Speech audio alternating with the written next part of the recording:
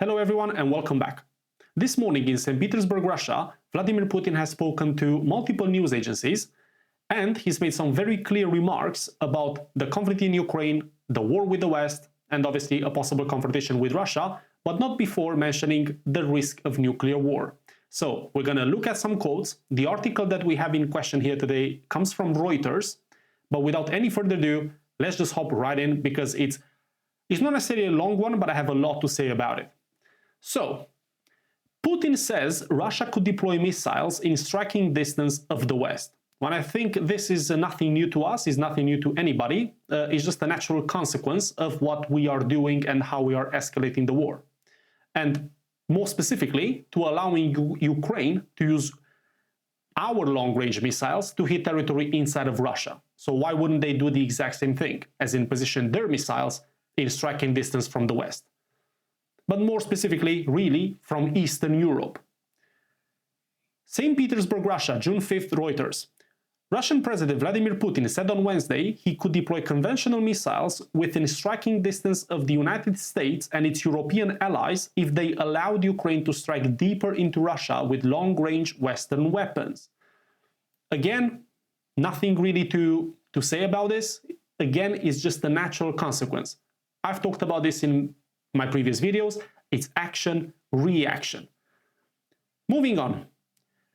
Quote, if we see that these countries are being drawn into a war against the Russian Federation, then we reserve the right to act in the same way. In general, this is a path to very serious problems, Putin said. So again, he's trying to warn not the US necessarily, you see. I think his warning is towards the Europeans, because he uses a very specific language there. And the Russians do take language very seriously. You see, if we see that these countries are being drawn, but in order to be drawn, somebody needs to drag you, right? So who's doing all the dragging? In my opinion, it's the United States of America. And the Europeans are allowing themselves to be drawn into this war. 1 inch at a time. Not that proverbial inch with not 1 inch eastwards, not that one. No, nobody remembers that one. So yes, this interview starts with something extremely basic, and then we carry on. No one in the United States is interested in Ukraine. They are interested in the greatness of the United States, which is fighting not for Ukraine and the Ukrainian people, but for its own greatness.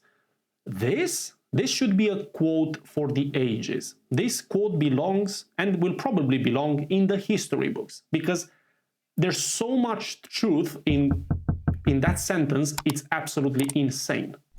So, what I get from that is, of course the United States doesn't care about the Ukrainian people. If they cared, they wouldn't have allowed them to die in such great numbers. What the United States cares about is what the Ukrainian people can do to Russia, and that is to inflict damage. And make no mistake, the Ukrainian army is a very, very powerful army. I think at the beginning of this war, Ukraine had the strongest army in Europe. By far. No other army in Europe can match what Ukraine had 2 years ago. Obviously, things have changed since then. Their numbers are getting lower and the reserves are getting depleted, but that's a different story.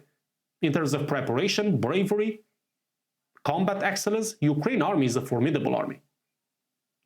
But let me carry on.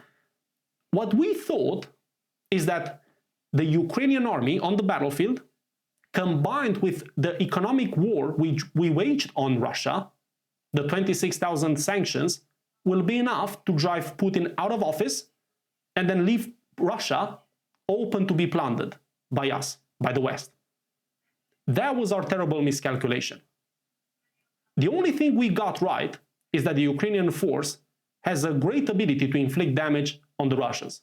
And they did, make no mistake about it. The Russians have lost many troops, many armored vehicles, many tanks, many everything. But you know what? They've been there before. And this is one thing I want to mention in this video, especially for those of you who are maybe not so familiar with history. Russia has been invaded far too many times. Recent times, there was Napoleon with La Grande Armée, and then the German Wehrmacht. In my humble opinion, the German Wehrmacht, at the time, at the beginning of World War II, so talking specifically 1939-1940, it was the strongest army the world has ever seen in comparison with its peers. I don't think any other army in Europe at the time was even close to the German army in terms of anything. They simply had better planes, better tanks, better equipped soldiers. Everything was just better. And not just better, much, much better than everybody else. And even they couldn't do the job. Even they couldn't get past Stalingrad. Do you think this iteration of NATO we have today is enough to do anything? And mind you, a war today would not look like World War II. Not at all. A war today would end in disaster for everybody. Russia included. Which is why then they don't want to escalate. But we keep pushing, we keep pushing. And then we see, oh, we've told you, they're not going to do anything. Because the only thing they would do is strike us. But us being so crazy, they don't know what to expect from us, which is why they do their utmost not to provoke us even further. We are crazy. Anyway, let's carry on with the article. They are burning themselves from the inside, their state, their political system. It is obvious all over the world that the prosecution of Trump, especially in court on charges that were formed on the basis of events that happened years ago, without direct proof, is simply using the judicial system in an internal political struggle. 100%. They're trying to do everything in their power, and even they're going even outside of their jurisdiction, just to keep Trump from running for office again. The fact that Putin points it out, it doesn't make it untrue, it doesn't make it propaganda. He's stating facts. And here we come to a very, very interesting part.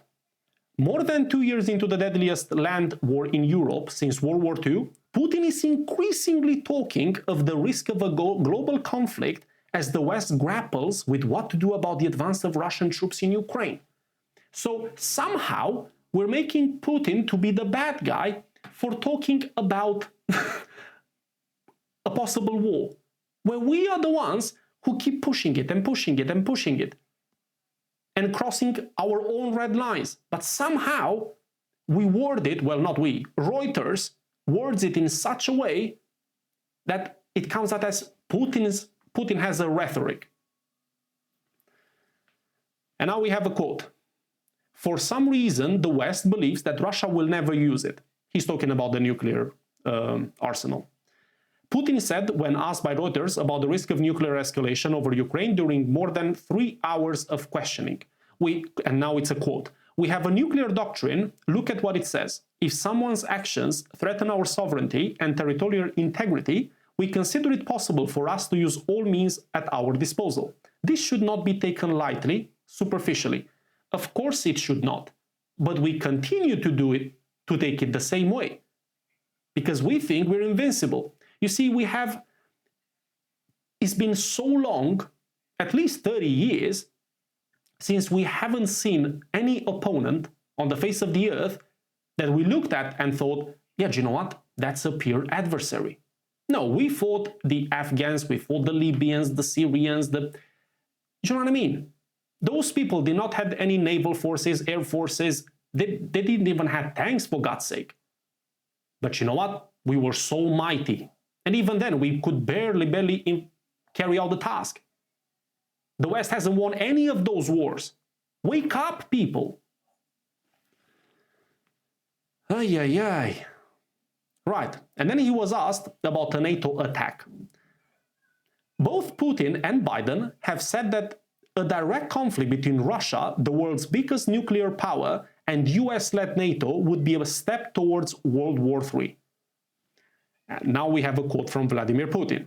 You should not make Russia out to be the enemy. You're only hurting yourself with this, you know? They thought that Russia wanted to attack NATO. Have you gone completely crazy?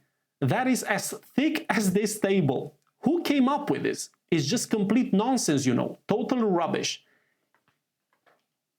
I dare any of you to disprove that.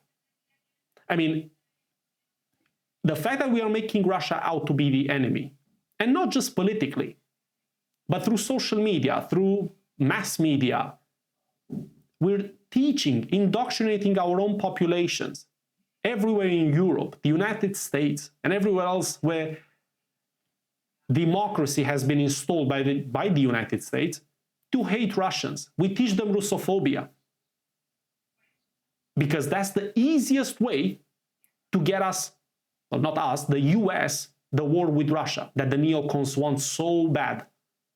And then what he carries on to say, they thought that Russia wanted to attack NATO. Have they gone completely crazy? Russia never had any intentions of attacking NATO. Russia doesn't want a war with NATO. What Russia wants is exactly the same thing that China wants right now.